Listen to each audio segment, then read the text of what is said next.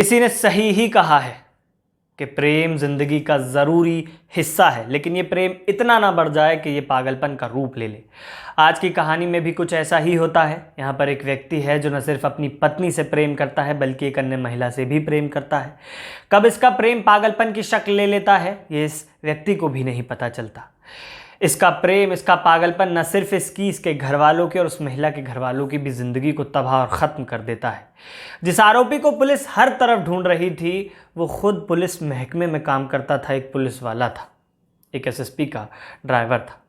और जब इस बात का खुलासा होता है कि आखिर उसने ऐसा क्यों किया, सब कुछ पता होते हुए भी कि किस तरीके से जुर्म करने के बाद सज़ा दी जाती है कानून के द्वारा, तो जो वजह सामने आई वो वाकई ऐसी थी जिस पर लोग ये कह रहे थे कि वाकई प्यार कब पागलपन बन जाए इस बात का कोई भरोसा नहीं। नमस्कार, स्वागत करते हैं आप सभी का।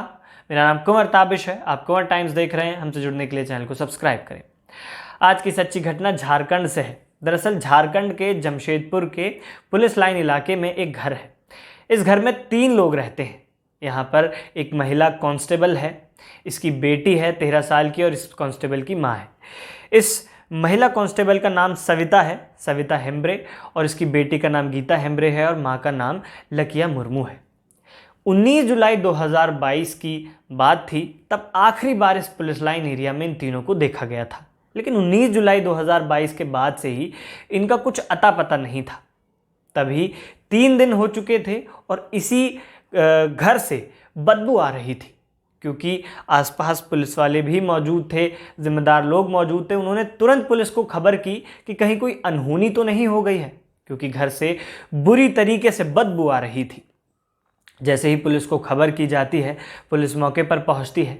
इस घर का दरवाज़ा बाहर से लग रहा था, लॉक लग रहा था। पुलिस सबसे पहले लॉक तोड़ती है, लॉक के बाद दरवाज़ा खोलती है, अंदर जाती है और अंदर जाकर जो देखती है वो वाकई डरावना था कि 3 लोगों की लाश पड़ी हुई थी, लेकिन लाश के पास से जो खून बह रहा था वो सूख चुका था और मानो किसी हथियार से, भारी चीज़ से, लोहे की से इन पर वार किया गया था और तीनों को मौत के घाट उतार दिया गया था।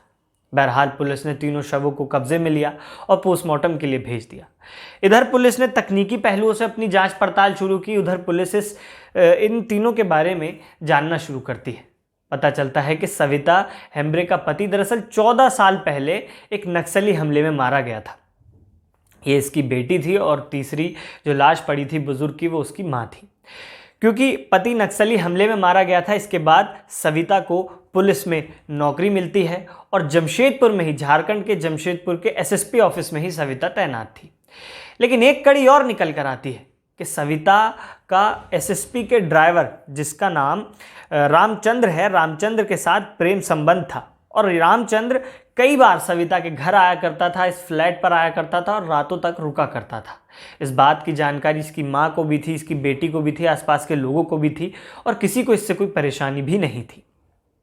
इसके बाद पुलिस पता ही कर रही थी इस महिला के जीवन और जीवन से जुड़े लोगों के बारे में। इतने में ही पुलिस ने जो तकनीकी पहलुओं से अपनी जांच पड़ताल शुरू की थी, तो वहां से पुलिस के हाथ सीडीआर लगती है। सीडीआर में पता चलता है कि 19 जुलाई 2022 तक तो रामचंद्र सिंह जमुदा ने लगातार सविता से बात की, लेकिन 19 तारीख के बाद से ही वो बात नहीं कर रहा था और यही वो तारीख थी जिस तारीख से सविता गायब थी, ड्यूटी पर भी नहीं आई थी। इस सब चीज़ों के बाद पुलिस का शक इस ड्राइवर पर और ज़्यादा गहरा जाता है। दरअसल एसएसपी प्रभात कुमार का ये ड्राइवर था और ये यहीं पर अपनी ड्यूटी कर रहा था, क्योंकि जब पुलिस ने पता किया इस व्यक्ति के बारे में इतनी जानकारी के बाद, तो पुलिस को इंटरनल इन्फॉर्मेशन ये मिली कि तो रोज़मर्रा की तरह अपनी ड्यूटी कर रहा है, जैसे हमेशा करता है, जैसे नॉर्मल लाइफ कोई भी व्यक्ति जीता है। पुलिस इस ड्राइवर को, रामचंद्र को, सबसे पहले हिरासत में लेती है। हिरासत में लेने के बाद इसे थाने लाया जाता है। यहाँ इससे सख्ती से पूछताछ की जाती है। शुरुआत में हर अपराधी की तरह इसने कहानियाँ सुनाई थी, इधर उधर की बात की थी, लेकिन बाद में ये टूट गया। टूटने के बाद इसने कहा कि हाँ, इसने ही तीनों का कत्ल किया है।